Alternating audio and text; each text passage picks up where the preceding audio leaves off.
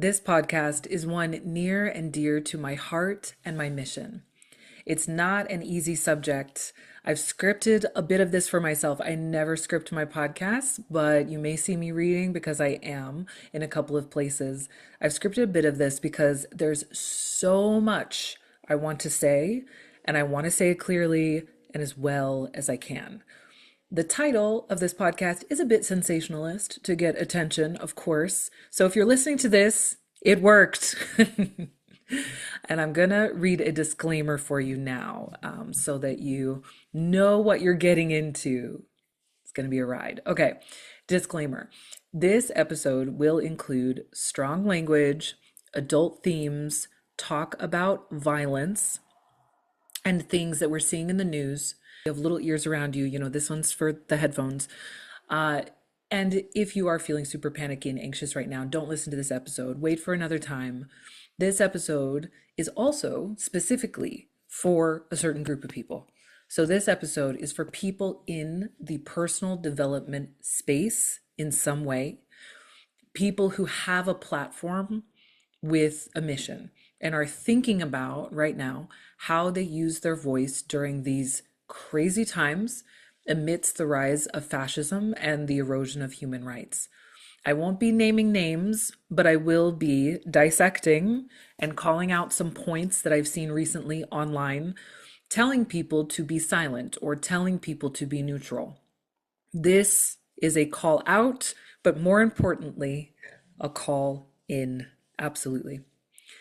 I have so many dear friends in the USA where Renee Good and Alex Preddy have just been executed in the streets and countless others victimized by a new Gestapo. And I'm thinking of you as I record this, but this isn't only about you. This is about all my people everywhere. In Iran, in Venezuela, in Australia, in Greenland, in Germany, in France, here in the UK as well, where fascism is also ramping up. As a human, I know that we're living in some wild times. It doesn't take a lot to realize that. As an astrologer, I know that we're living in extraordinary times. Many transits, which you've probably heard about from my annual forecast or from other astrologers as well, many transits right now spell revolution and change. Of course, this is uncomfortable, but we're born for it, for a reason, right now. I'm not an expert in anthropology. I'm not a philosopher or a spiritual leader, but here's what I am. I'm a daughter of immigrants. I'm an immigrant myself from the US to the UK, California girl, born and raised. I'm a mom of a little one. I'm a Black woman. I'm queer and a member of and an ally to the LGBTQ plus community. I'm a businesswoman who is a sole provider for my family and used to be in corporate, in tech. I'm ambitious and I want to be in integrity in my work and to use my influence for good. I'm a Libra, yes, with a Libra South node, but also an Aries North node, which I feel is definitely coming out in this episode. And my sun in gate 50 in my human design, which is known as the gate of values. I'm someone who cannot stay silent when I see absolute bullshit being spouted out there in my industry. I'm sure I'm not going to say this perfectly. I'm sure I'm not, but I'm going to do my best to speak in plain English and with my heart because the personal development industry has lost the plot. I'm not going to mince my words here. I'm seeing too many thought leaders, I'm using bunny ears, thought leaders promoting cowardice and compliance instead of courage and care. And I am over it. I wanted to make this podcast to further a very important conversation that my industry needs to have about speaking up versus being silent about world events, or even just events in your own backyard. We started the conversation in 2020, specifically in the coaching industry, also personal development, but clearly we need to really get into it now. With Neptune in Aries and Pluto in Aquarius, we need to really think about how we want to lead our world into a brighter future. Let's get into it.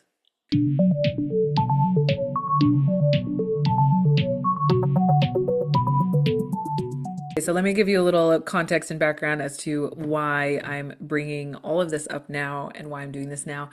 Why is Rachel popping off on this topic? Well, it has absolutely been in my face over the past couple of weeks. This topic of, what is our responsibility as coaches, as personal development people, as thought leaders, etc., women's empowerment influencers, like what's our, do we have a responsibility, et cetera, or not?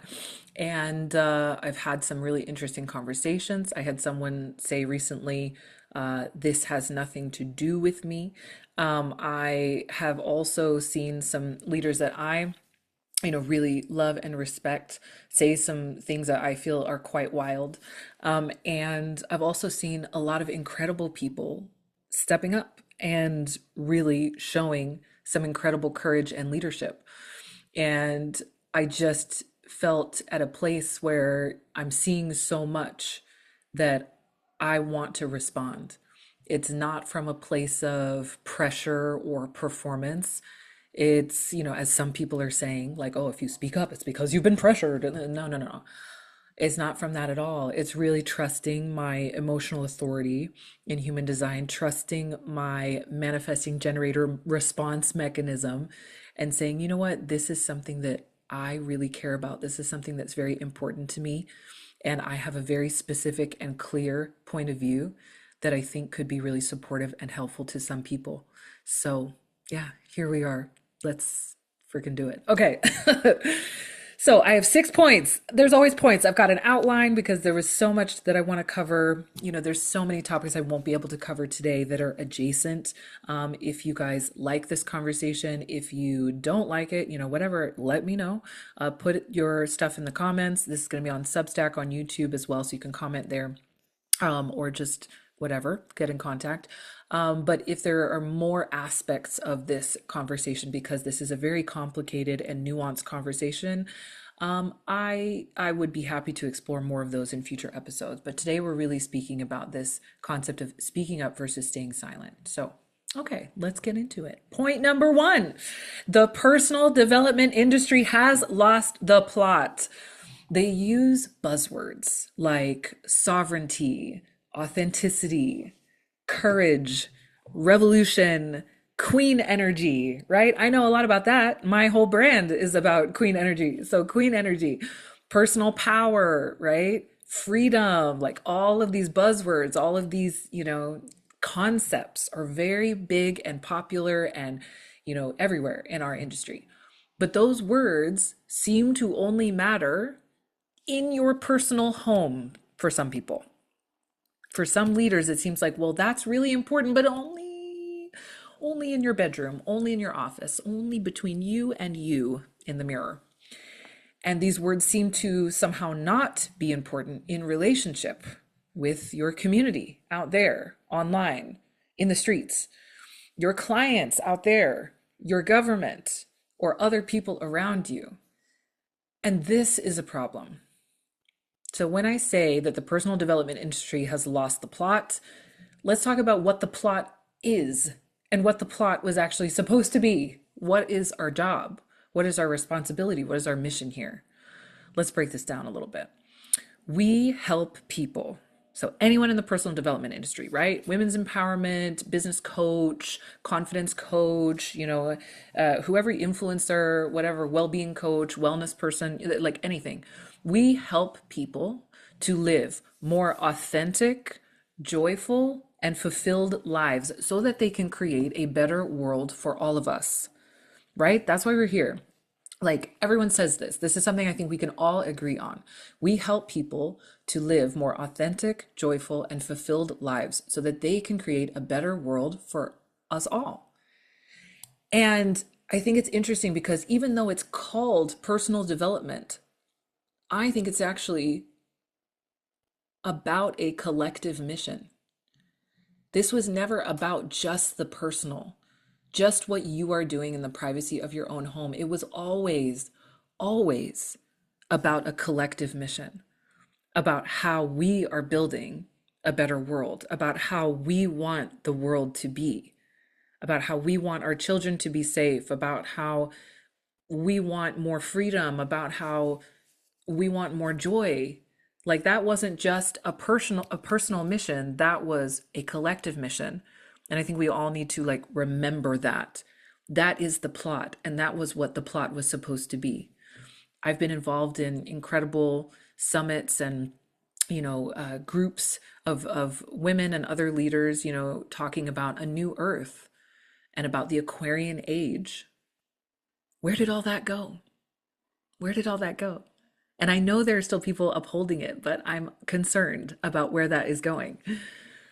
Even if you own your own island, or maybe you live on an island like I do, at some point, if you really look at your work clearly and honestly, you know that you're here to serve your people and lead your community in a better direction.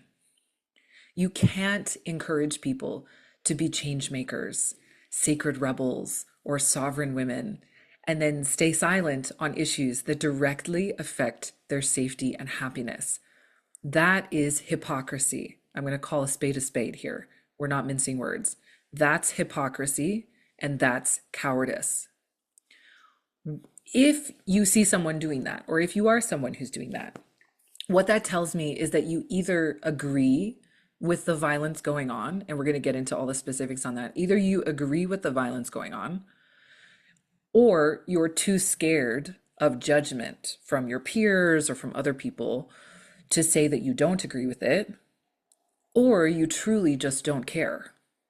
And you would agree with the statement that just doesn't apply to me. I just don't care what's happening to those people over there. All of which is important information. That information is going to tell me and your clients whether or not you create a safe space and what it would be like to work with you, right? I want to quote my amazing, incredible, inspiring, talented friend, Colin Bedell, because I just watched one of his lives that he did this week. He said, "What do leaders really do in times of crisis? They keep people safe and they set them free." So beautiful. I'm going to read that again. What do leaders do in times of crisis? They keep people safe and set them free. That's what leaders do.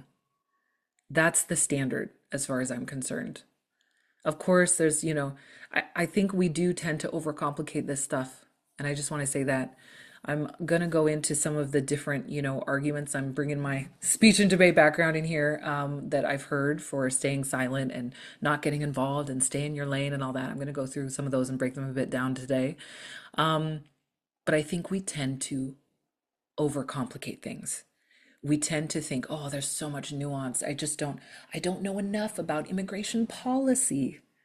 I don't know enough. I don't know enough about history. It's so confusing, the left and the right. And I just don't like division. And like, I really think this is like this kind of weaponized incompetence that we're seeing, this kind of spiritual bypassing bullshit that we're seeing right now, where we think that the situation is more complicated than it isn't. No one is asking you to be an expert on immigration policy to know that shooting a woman in the face in the street as an immigration and customs enforcer, a member of ICE, to know that that is wrong.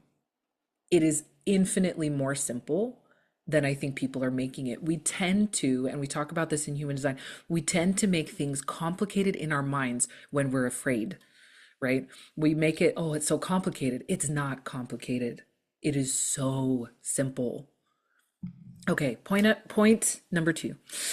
So this is one of the arguments that I heard this week from, disappointingly, a spiritual teacher that I really respect, or respected, I'm not sure, processing that one, and who I have benefited a lot from their teachings. They made a video about ICE and what's going on, and made a statement that said, neutrality is spiritual. And I want to break that down for a moment because I fundamentally disagree. And I think where a lot of my disagreement comes from is also my identity and my experience as a queer woman, as a Black woman, as an immigrant, as a daughter of immigrants. This statement does not jive with my philosophy of life. And I just want to talk about it for a minute because I hear this a lot. Maybe I'm not religious enough, Buddhist enough, spiritual enough to believe this, but regardless, it does not work for me. And I think it doesn't work for a lot of my people either. So let's break this down. So when someone comes and says, well, neutrality is spiritual, it's better to be neutral. It's much more spiritual to just like stay above the fray, right? Stay above it. Don't get involved in the drama.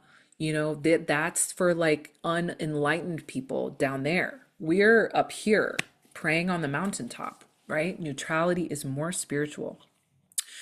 No, actually, neutrality is a privilege.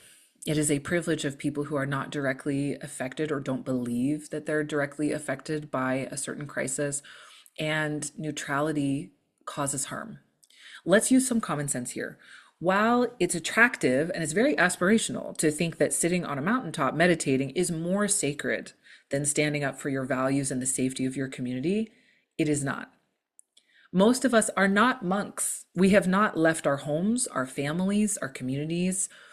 We haven't left our responsibilities behind to dedicate our lives to prayer. That's actually not our reality. We live in the real world, a world where there are actions and decisions and consequences that really affect people that we love, people we see every day, people that we coach, our clients, etc. Neutrality is not actually spiritual, it is harm. And we've had this conversation. There are many books written about this. Like I said, I'm not an anthropologist. There are so many books written about this that a whole reading list that I could provide to you if you're interested in learning more about the harm that neutrality can cause. But just think about it just logically. Like this doesn't have to be a big philosophical debate. Like think about it logically, right? Just use common sense. If you allow your neighbor to be dragged away or shot in front of you, is that more spiritual than intervening or saying something or doing something about saying no, stop? Like is that controversial? Is that more spiritual? No, it's not spiritual. It's harm. To stand by and to say, oh well, kind of put your hands up, oh well, as people are carted off to camps is not spiritual. It is harm. And I think we all understand that when we think about historical context. When we think about Anne Frank and her family hiding in the attic. When we think about, I've been to DC, I've seen the room full of, little shoes. Oof.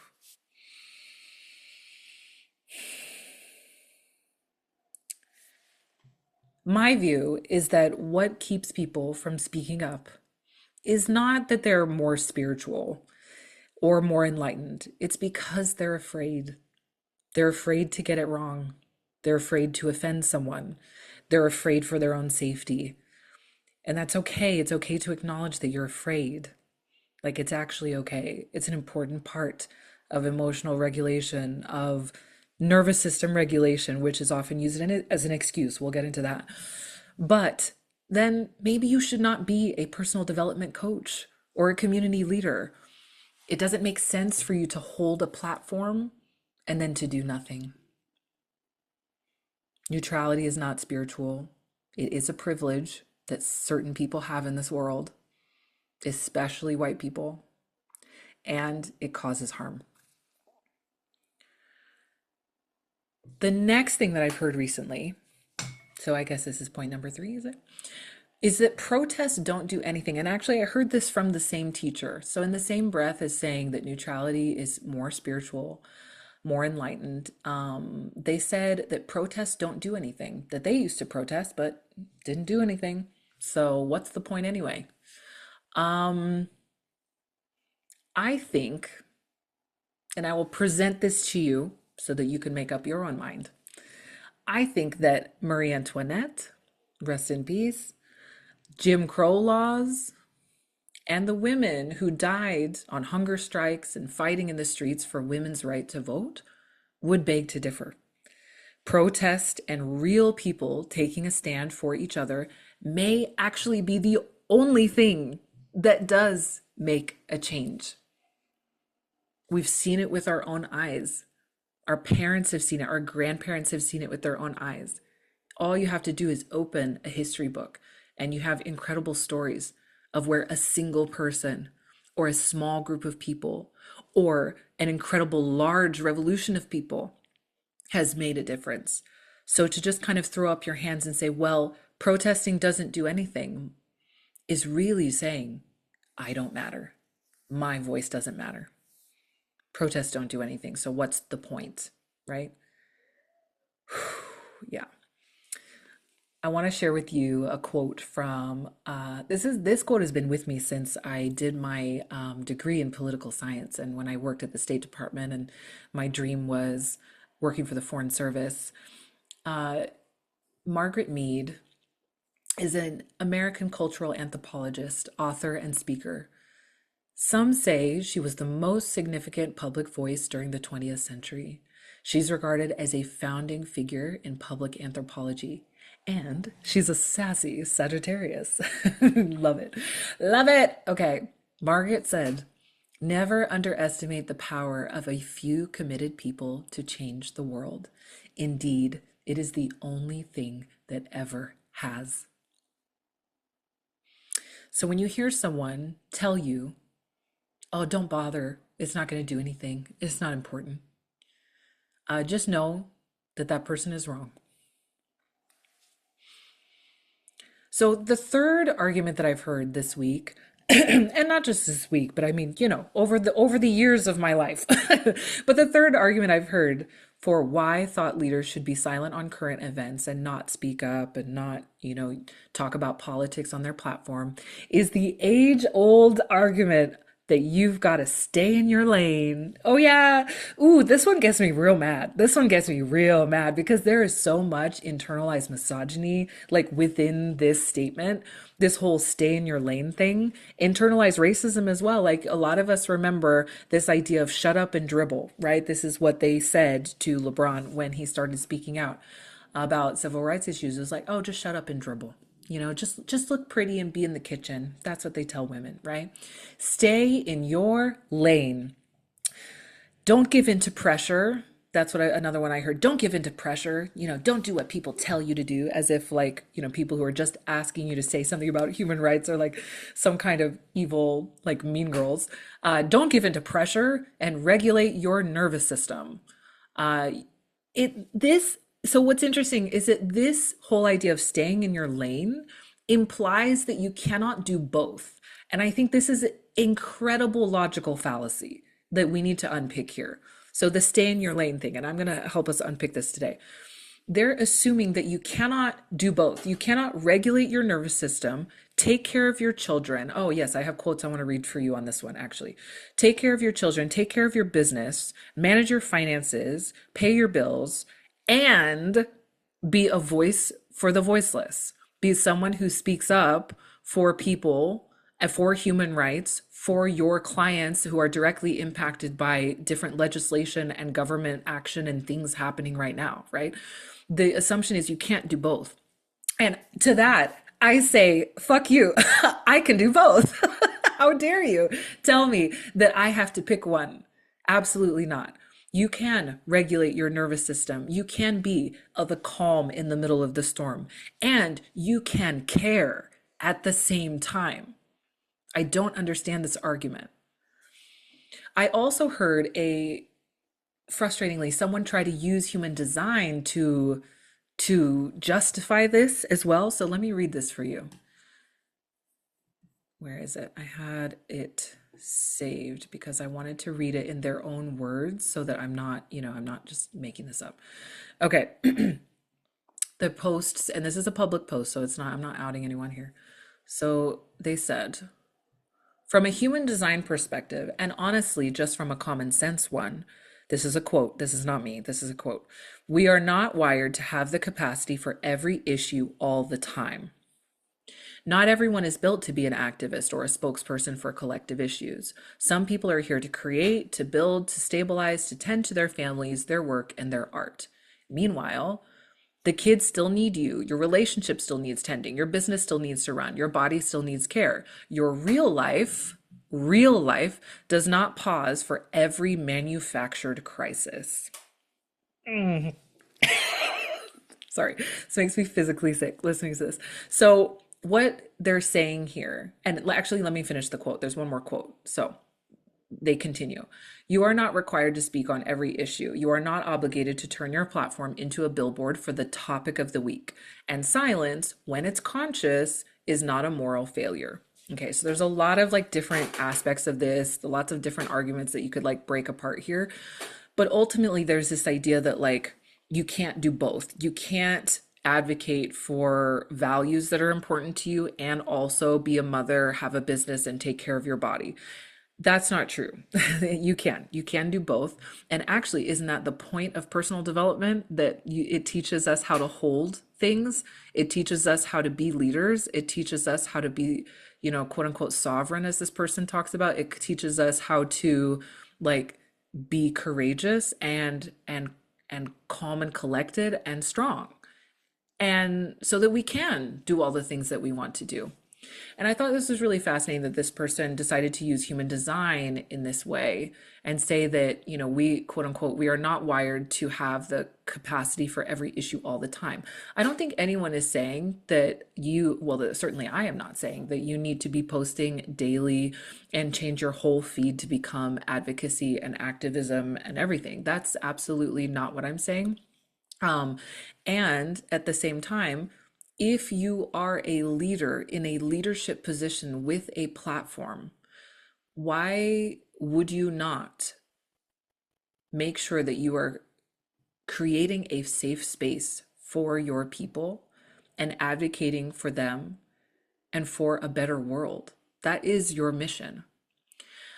I also thought it was interesting, they said some people are here to create, to build, to stabilize, to tend to their families, their work, and their art. Again, I don't see why we have to choose one or the other. I think we can do both. We can both be present in the world and be working privately on our own things, 100%.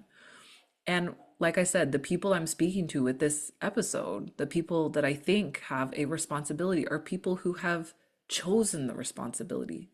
There are people who, like me, who have decided, I want to be a public person. I want to have a voice online about the world that I want to create and the world that I want to help my clients create with their energy, their passion, their love, their voice. I chose this path. I could have been a behind the scenes person who no one knew who I was. I have no opinions on anything, and I just live a quiet life in the forest by myself. Like, I could have chosen that, but I didn't choose that, and she didn't choose that either, and none of us chose that who are listening to this by this point, right? I also really have a problem with the line manufactured crisis. I think that Renee Good and her family would be offended by that. The idea that somehow people who have died, who have given their lives, who have been brutalized by this administration, who have had their rights taken away by Trump and his cronies, who have had the Gestapo on their doorstep, taking away their friends and family to the point where they don't even know which detention center they're in horrible conditions. I would venture to say that that's not a manufactured crisis, that is, in fact, a very real crisis. So on this point of stay in your lane, I want to break this down by niche. Let's make this real. Let's make this make more sense, right? The whole stay in your lane. I'm going to go through a few popular niches here and talk about what I would hope that these people would actually care about that is currently happening or very, very close to their communities, right? And I'm not only talking about the US here, I already said that, but this is not only happening in the US, this is happening in the UK, this is happening in many countries around the world. This is something that is very important, that affects all of us. And at least if it's not affecting you currently personally, it will, or it's affecting people that you know, right? So first niche, okay, if you're a vegan wellness chef, okay, so you might think, oh, this has nothing to do with me. I'm a vegan wellness chef. What do you mean? If you're a vegan wellness chef and you care about animal rights, like that's your whole thing, that's your platform, that's your point of view, etc., why wouldn't you care about ICE and these, militarized police using horses to trample prone and innocent protesters in LA? Is that just not important to you? If you're a website designer or an artist, right? You might say, oh, this doesn't have anything to do with me. Well, if you're a website designer or an artist, why wouldn't you care about widespread government sanctioned censorship on social media and online? We're seeing people lose their accounts. We're seeing people censored. I shared yesterday in my story, someone put the word Epstein in a message, to a private message on Instagram, I believe it was, to a friend, and their account was censored for that. Okay.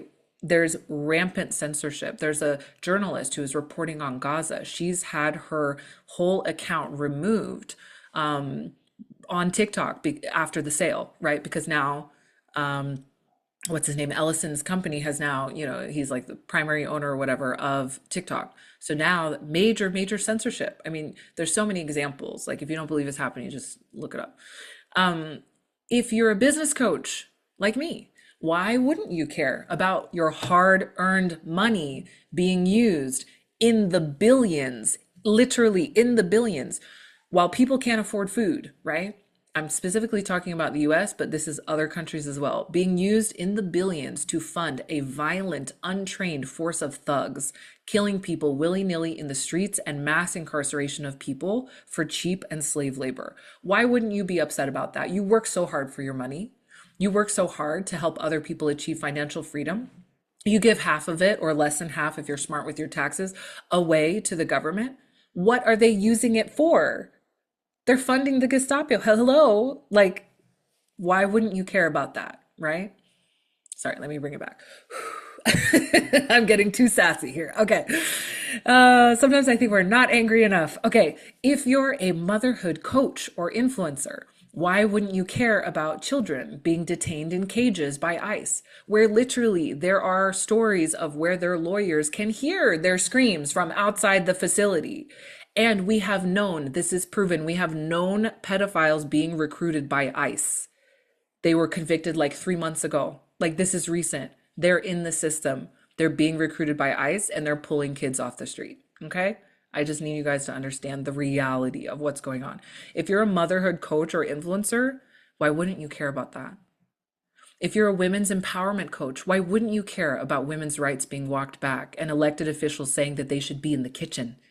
We shouldn't have a vote. We have elected officials saying that women shouldn't have a vote. Why wouldn't you care about the gross misogyny displayed by ICE officers shooting innocent mothers in the face after dropping their children off at school and saying, as the car careens away, fucking bitch? Why wouldn't you care about that if you're a women's empowerment coach? Do you see my point here?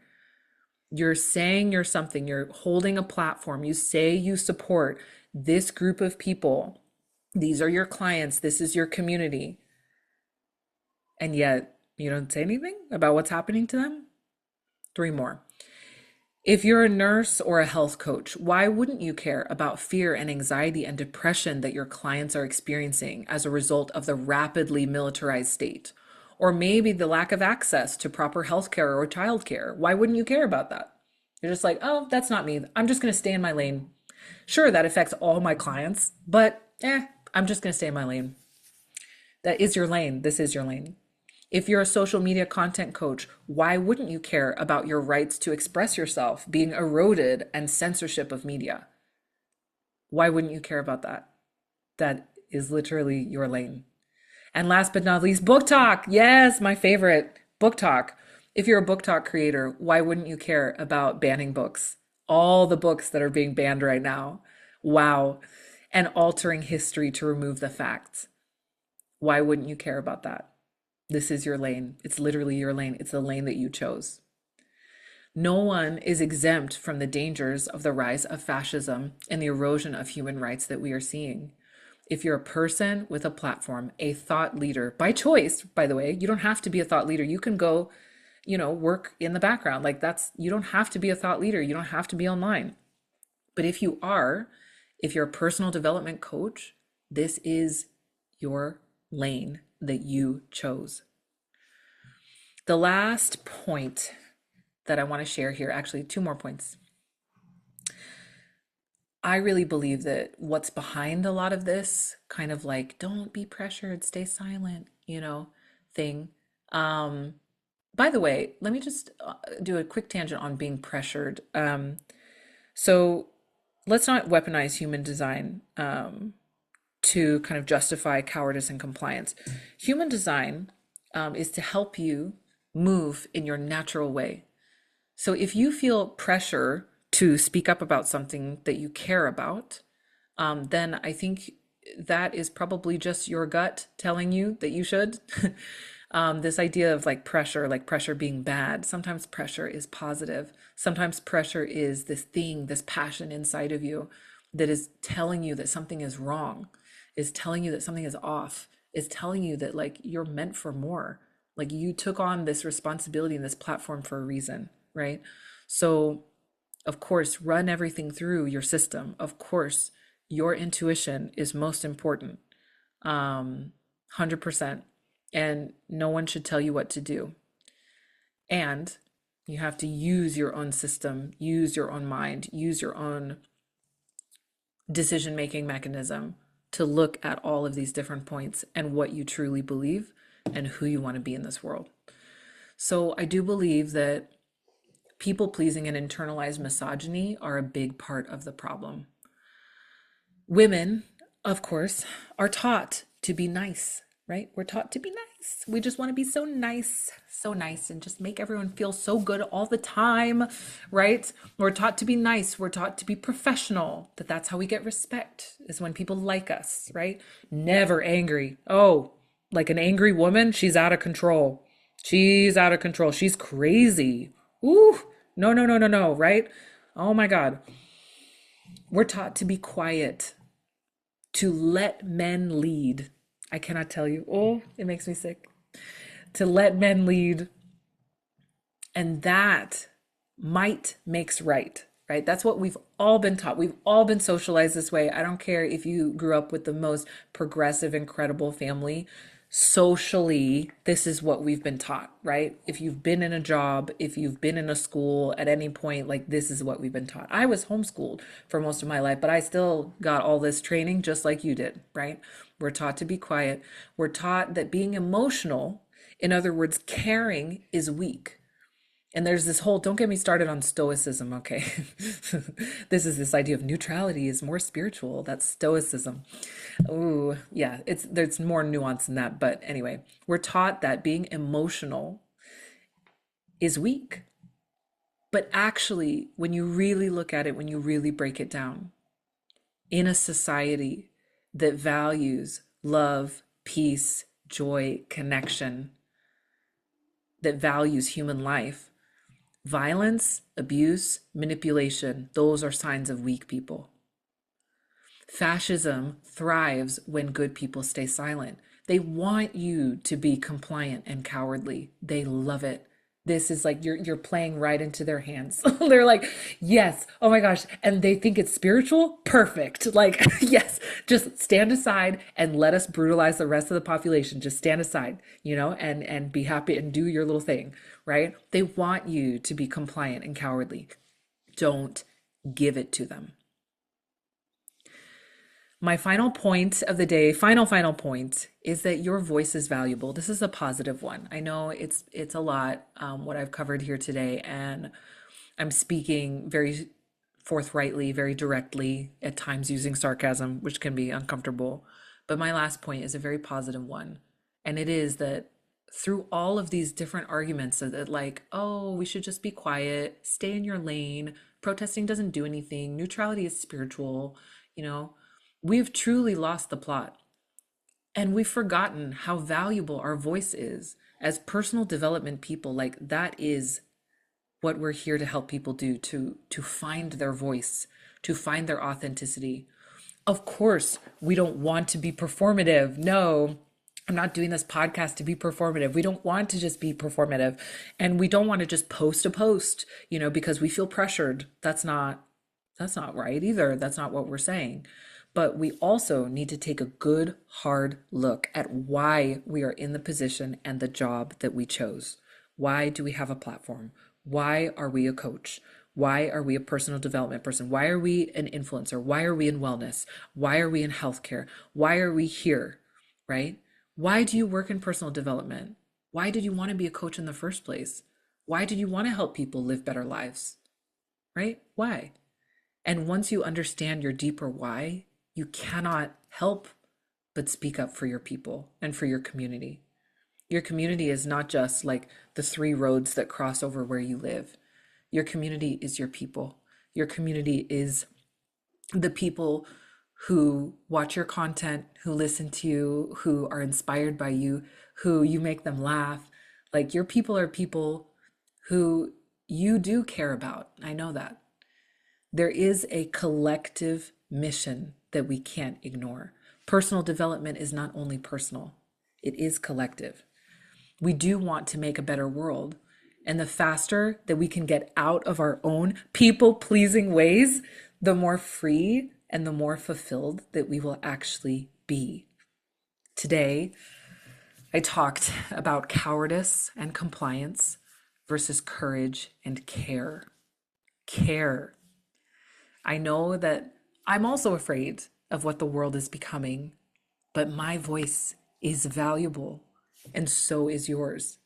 I care more than I fear, and I hope that you do too. As I always say, reach for the stars.